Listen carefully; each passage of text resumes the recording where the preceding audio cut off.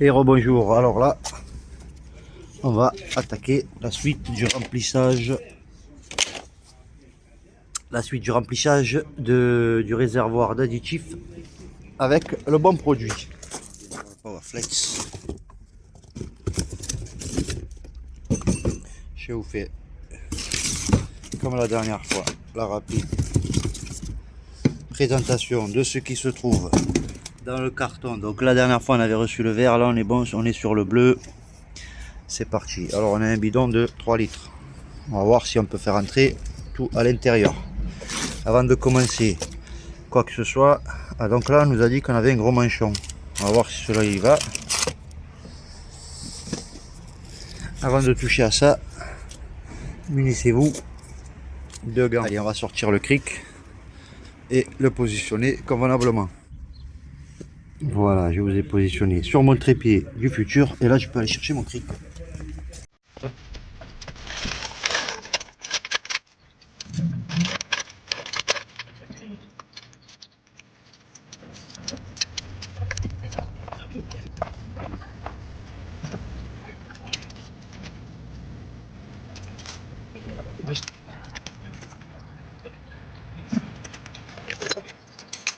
On va partir là. On a dit cliquer double 10 si on veut animer la rallonge. Hop. Comme ceci, et on va aller dévisser le cache. Et de 1. Donc des comme ça, il y en a 3. Voilà. Et celui-là. Donc je vous disais, celui-là, celui-là, et celui-là. On tire le cache. Je vais mettre les lunettes, c'est le pyro. Voilà, c'est le pyro. Alors vous appuyez sur les pétons, vous allez entendre un tic, là je vais l'entendre, et là, on tire doucement, elle sort. Alors là, sans qu'elle ait bien vide, on laisse la durite vers le haut pour que rien ne s'écoule. Hop, et là on va venir brancher ici au niveau de cet orifice. On va venir brancher le tuyau. Les 3 boutons de cache, ils sont là.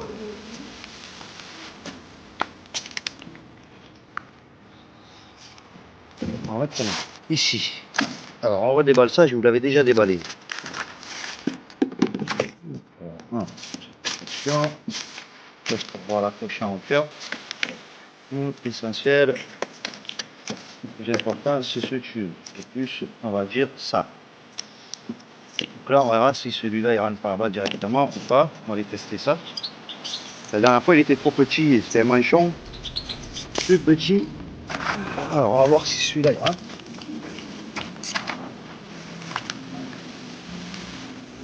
Alors, on comprend bien qu'en voyant ça là, on se rend compte qu'on a le même truc là. Donc, on va l'enlever. Même en l'enlevant, on ne pourra toujours pas le rentrer parce que le tuyau est plus gros.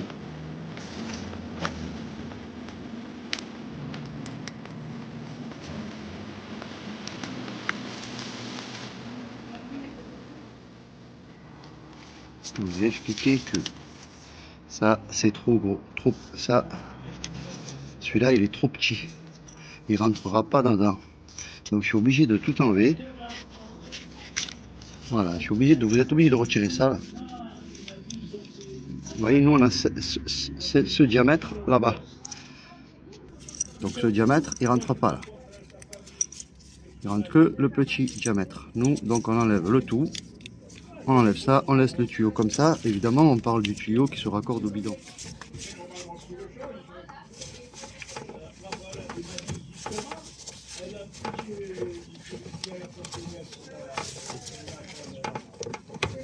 Voilà, on l'enfonce le plus possible.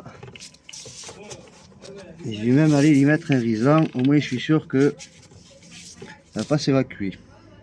Vous avez compris, vous avez vu le système? Voilà, ça se passe là. À partir de là. comment on va faire pour accorder le bidon. Alors, hop, hop, hop. Comme ça, on va essayer d'accrocher là.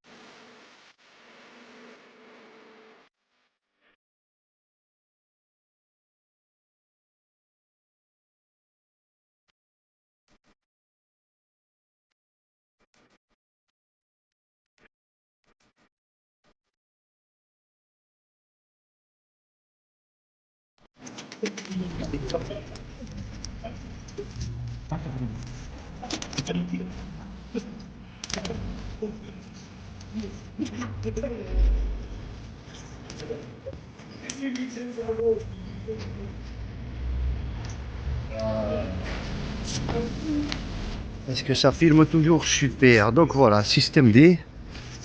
Vous l'accrochez en hauteur, peu importe ce que vous voulez, vous l'accrochez sur la portière ou vous voulez, vous l'accrochez en hauteur. Faut que le tuyau il soit vraiment que l'inertie fasse que ça descend directement dans le réservoir. On va bien confirmer qu'on est bien au bon endroit toujours et que ça va pas bouger. Est-ce que je dois mettre un élan ici pour verrouiller le cul? Je sais pas.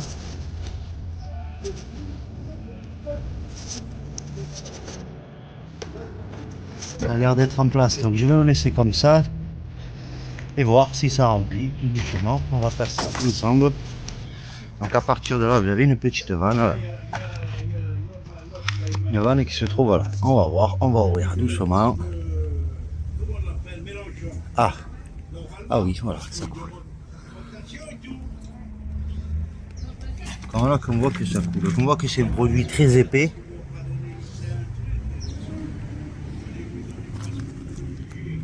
Donc là on voit que ça descend et que ça se remplit. Est-ce que ça va jusque dans le réservoir? J'espère bien. Voilà, ça remplit à l'intérieur. Là j'entends les bulles. J'entends que ça fait appel d'air et que ça fait des bulles. Donc oui, le liquide descend bien. Ça descend tout doucement, mais ça descend.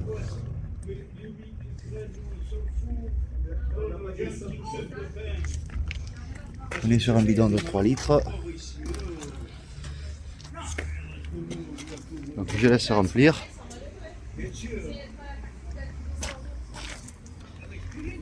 Ça va, toi tu es bien là, non?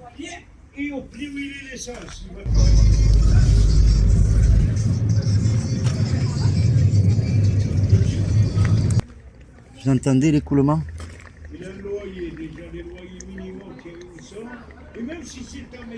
Je sais pas si vous entendez l'écoulement, mais moi j'entends bien l'écoulement. J'entends le bruit des bulles, de l'appel d'air. Même ici on voit le débit.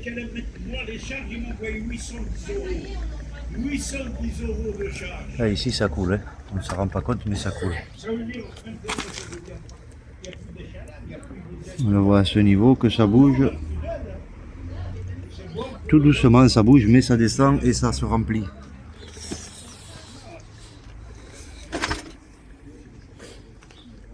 Donc on laisse et au pire de toute façon ce qu'il y a dans le bidon, ce qui va rester là dedans, je vais le pincer là-bas et le remettre à l'intérieur. Mais s'il va d'un préconise, s'il va d'un bidon de 3 litres, à mon avis il passe bien 3 litres là-dedans.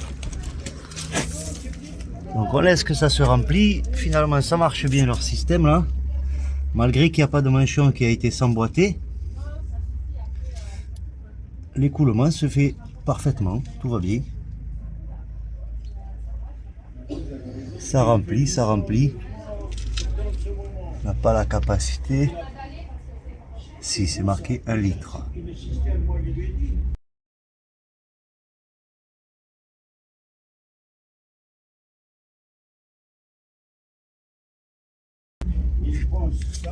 Un litre. Un litre, alors peut-être qu'à un moment donné.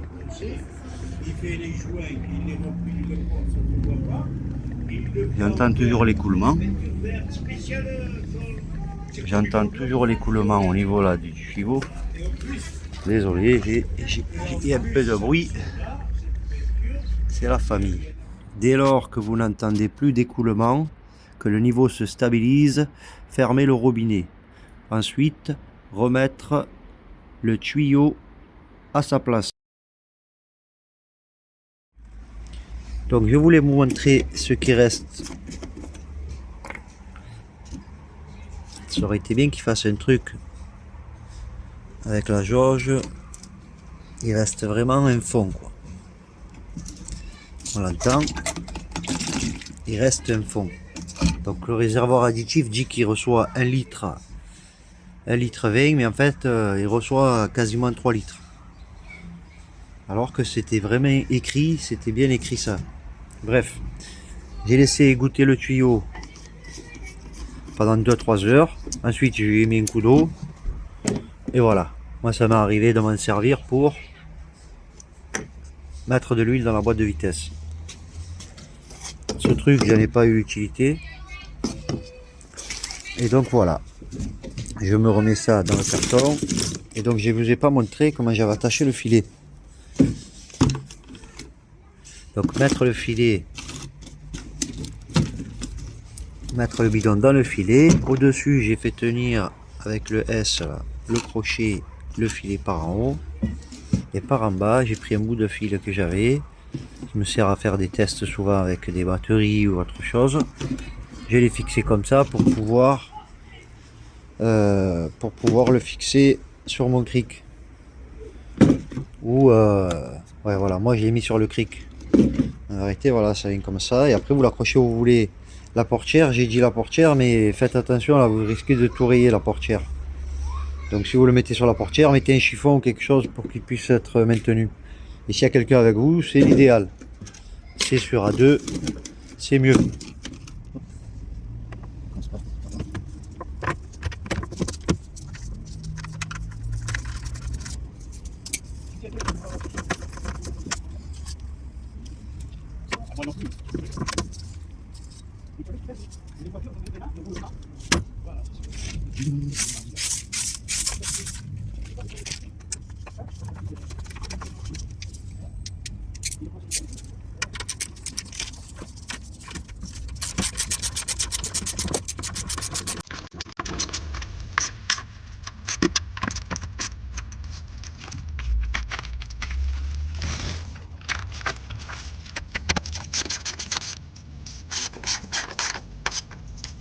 Maintenant, on va réactiver tout ça électroniquement.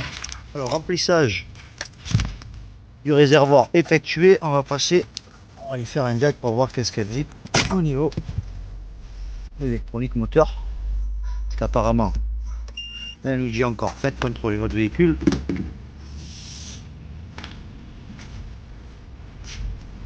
Hop.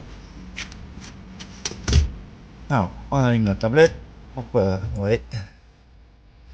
On laisse se connecter. On va allumer, c'est bon.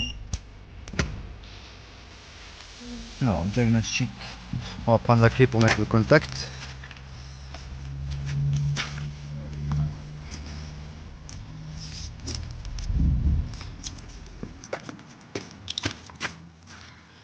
Avec le contact, c'est toujours mieux. Voilà, niveau d'économie d'énergie. On est connecté, on va chez Peugeot. Donc là, elle est en mode économie. Accepter.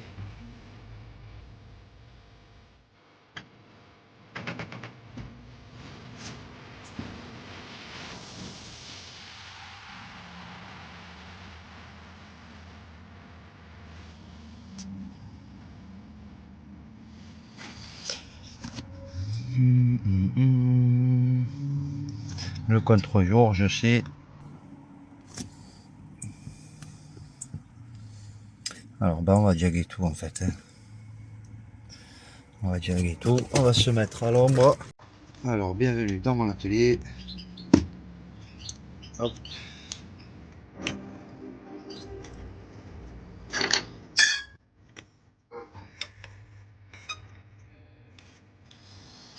Là, tu as tout synchronisé. Ben là, on va voir qu'est-ce qu'elle nous dit au niveau de l'électronique moteur. La caméra.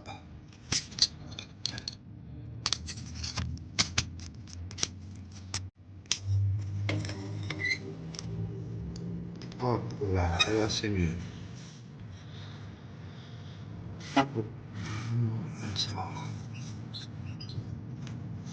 Donc là, elle est en train de scanner, viens voir ça. Là, elle est en train de scanner tout l'électronique de ta voiture. Ta voiture, elle a plein de modules. Ça, c'est les modules. Là, tu vois, par exemple, on rentre dans la pompe d'additivation.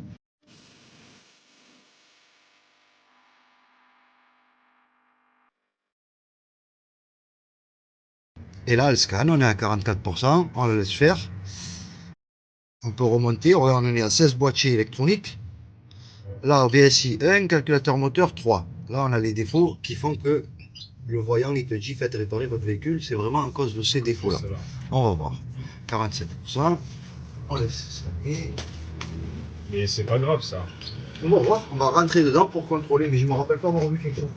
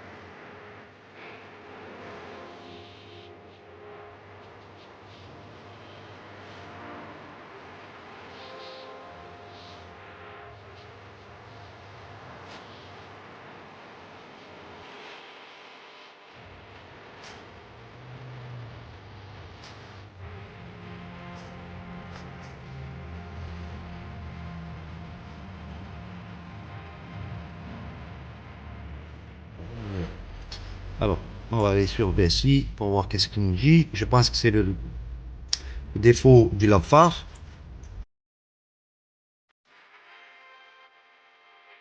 Donc, boîtier de service, défaut circuit du commande du projecteur. Voilà, ça on l'avait déjà vu, c'est pas important. Enfin, c'est pas important, c'est pas que c'est pas important, c'est que le véhicule n'est pas venu pour ça. Le véhicule, il est venu pour faire réparer votre moteur, à cause du niveau bas d'additif. Donc, additivation calculée inférieure, c'est bon. Doseur d'air, pollution correcte, ok. Doseur d'air, pollution correcte, observant, ouvert, fermé. Donc, de cela là, les deux nouveaux, on va les enregistrer pour la prochaine fois, pour pouvoir les analyser convenablement. Donc, on est sur la 3008. Regardez, maintenant on revient là. On fait un effacement des défauts.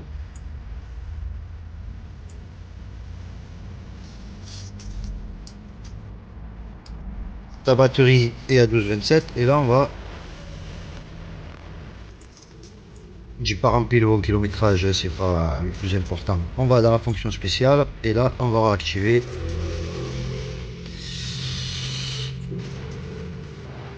non, réparation, pièces de rechange, on a fait remplissage.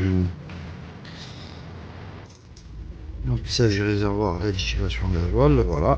Couper le contact.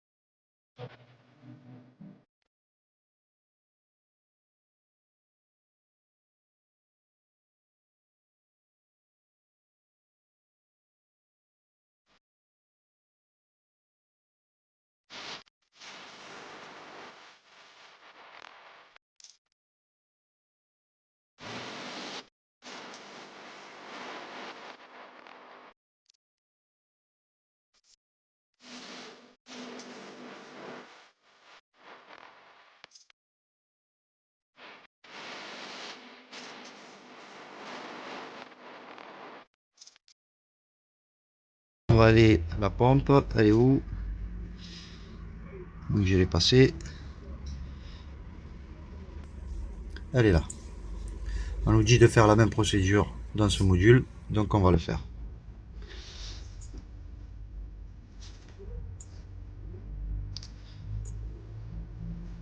Alors, remplissage du réservoir d'additifs. Ok.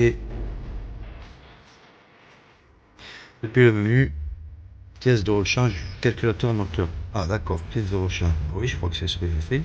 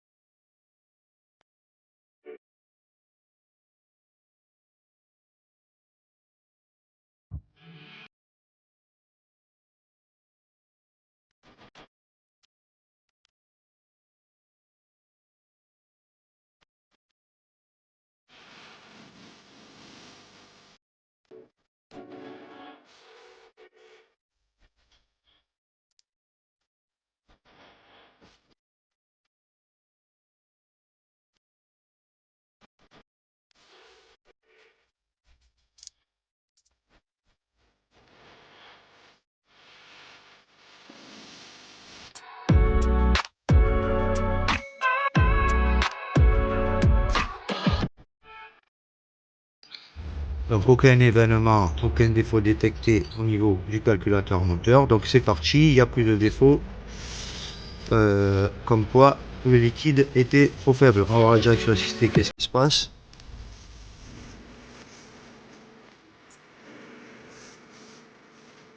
Interne calculateur, oula ça fait peur. Hop. Et le reste c'est par rapport au lave-projecteur. Voilà, on va démarrer la voiture.